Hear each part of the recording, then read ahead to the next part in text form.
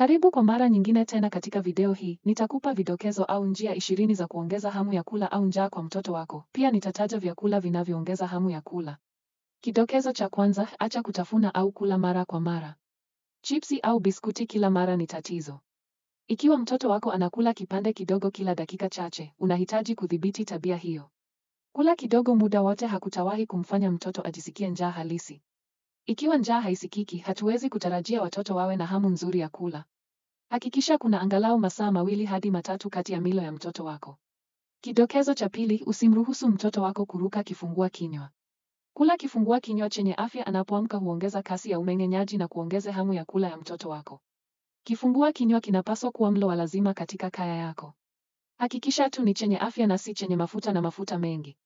Kidokezo cha tatu, mpe mtoto maji dakika 30 kabla ya kila mlo. Watoto wanapaswa kunywa maji dakika 30 kabla ya mlo wao na inapaswa kuwa tabia ya kawaida. Pia, glasi ya maji baada ya kuamka asubuhi huondoa sumu zote mwilini na kuamsha vimeng'enya vya usagaji chakula. Kidokezo namba 4, toa chakula kila baada ya masaa 2 hadi 3. Watoto wanaosumbua kuhusu chakula kwa sababu hawana njaa nyingi wanapaswa kupewa chakula kidogo kila baada ya masaa 2 hadi 3 ili kuchochea hamu yao. Katika hali hizi, vyakula vinapaswa kuwa na virutubishi sawa na mlo kamili ikiwa unataka kuimarisha hamu ya kula. Kidokezo namba 5, kula vyakula vyenye madini ya zinki.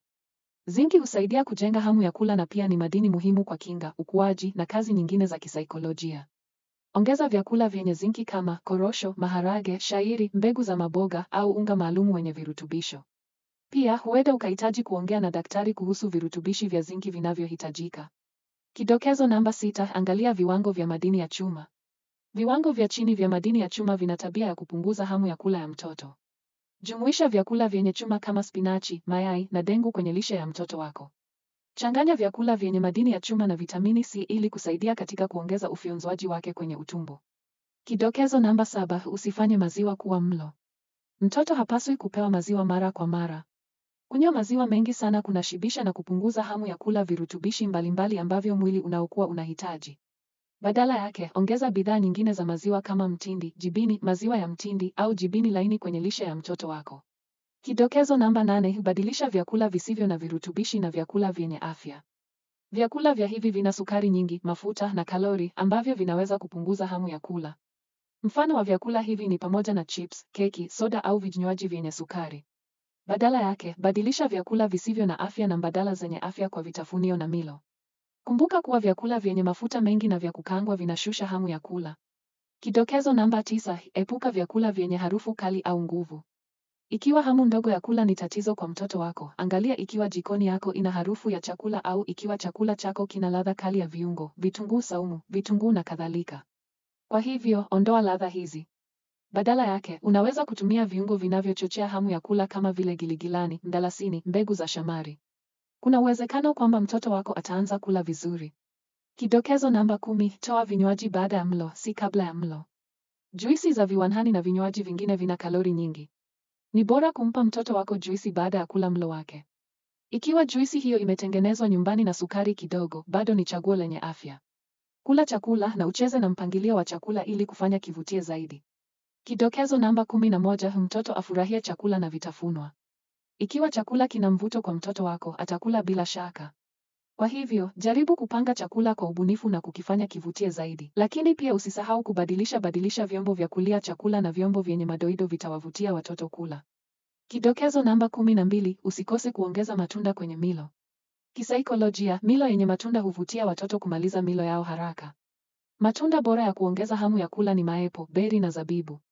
Kidokezo namba 13, epuka kulazimisha kula na kutoa adhabu za kumlazimisha kula. Ukimwambia mtoto wako mdogo amalize chakula hata kama hana njaa, anaweza kuanza kuchukia chakula kabisa. Hii hupunguza hamu yake ya kula hatua kwa hatua. Kwa hivyo, mruhusu mtoto wako ale kiasi anachotaka. Kidokezo namba 14, mpe chakula anachokipenda kwanza. Kwa watoto wengine wenye hamu ndogo ya kula, hata kuangalia chakula inaweza kuwa changamoto. Ikiwa hili ni tatizo kwa mtoto wako, jaribu kumpa chakula anachokipenda mwanzoni ili kuchochea metaboli yake. Kidokezo namba 15, shauri mtoto wako kutafuna vizuri. Wafundishe watoto kula vipande vidogo na kutafuna chakula vizuri. Kumeza chakula bila kutafuna hakutasaidia. Kutafuna kunachangia mmeng'enyo bora, metaboli nzuri na huongeza hamu ya kula. Kidokezo namba 16, toa vyakula vya kuongeza hamu ya kula kila siku. Vyakula hivi ni pamoja na karanga, mtindi, maji ya limau safi, almond au siagi ya mlozi, majani ya basil, juisi ya tangawizi na asali, kachumbari, parachichi na komamanga. Kidokezo namba 17, mruhusu mtoto kusaidia kupika jikoni. Wafundishe watoto kuhusu chakula na lishe na waruhusu kushiriki katika upishi au kuoka. Watoto wataanza kupenda chakula na kula zaidi kwa hiari. Kidokezo namba 18, wakati wa kula usiruhusu mtoto kutizama simu na michezo ya video. Kuwa mkali kuhusu kuweka vifaa hivi mbali wakati wa kula. Pia ni mazoea mazuri kwa wanafamilia wote kula pamoja. Kidokezo namba 19, epuka majadiliano ya kusababisha msongo wa mawazo wakati wa milo. Usijadili kuhusu hali ya kifedha au kumuuliza mtoto kuhusu kazi za shule wakati wa chakula. Badala yake, ongea kuhusu mambo mazuri na yafurahishe mazingira. Kidokezo cha mwisho, namba 20, ongeza muda wa kucheza na mazoezi. Michezo ya nje si tu inafurahisha, bali pia husaidia katika kuongeza hamu ya kula. Ongeza muda wa michezo kama kukimbia, kuruka, kuendesha baiskeli, kuogelea au aina yoyote ya mchezo. Utaona njaa ikirejea.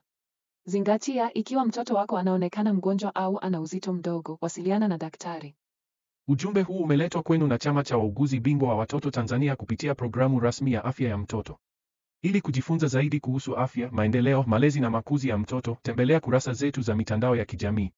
Pia, unaweza kujiunga kwenye grupu letu la WhatsApp bure kwa kutuma neno niunge kwenye namba 0765417067.